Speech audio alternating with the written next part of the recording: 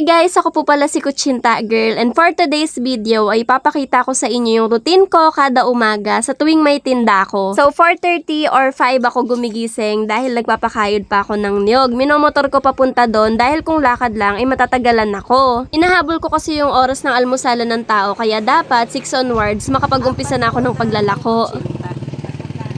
Like 25.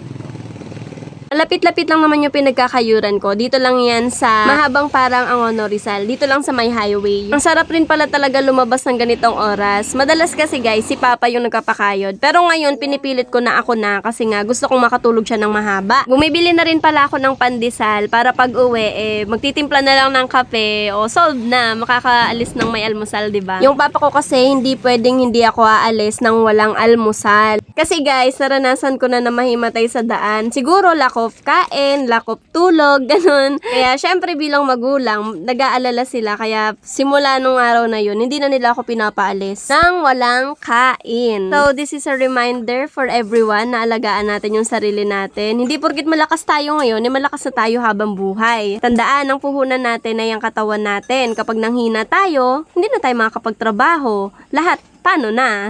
Kaya tignan nyo, kunwari nag-exercise yan, pero ang totoo, nagpapatanggal ng lamig yan. Kasi nga after that, maliligo na yan.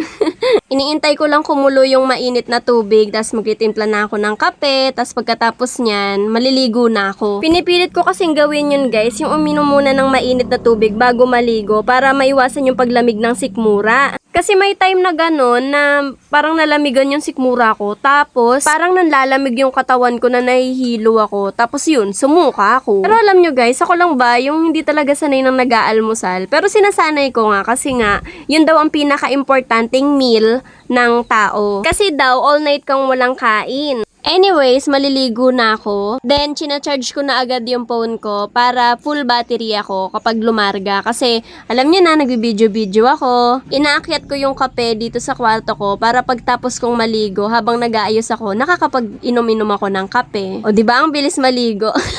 Ang sarap talaga maligo sa umaga. Promise, legit. Nakapag-ayos na rin ako ng sarili. Kailangan natin yan. Kahit tinderan tayo ng kutsinta. Para confident tayong sumigaw ng kutsinta, sapin-sapin, ube.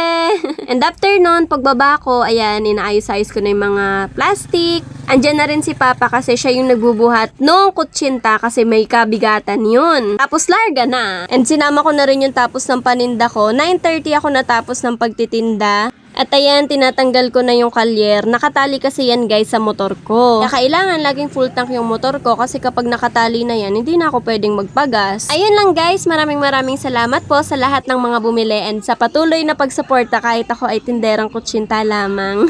maraming salamat po. Thank you for watching. Jane!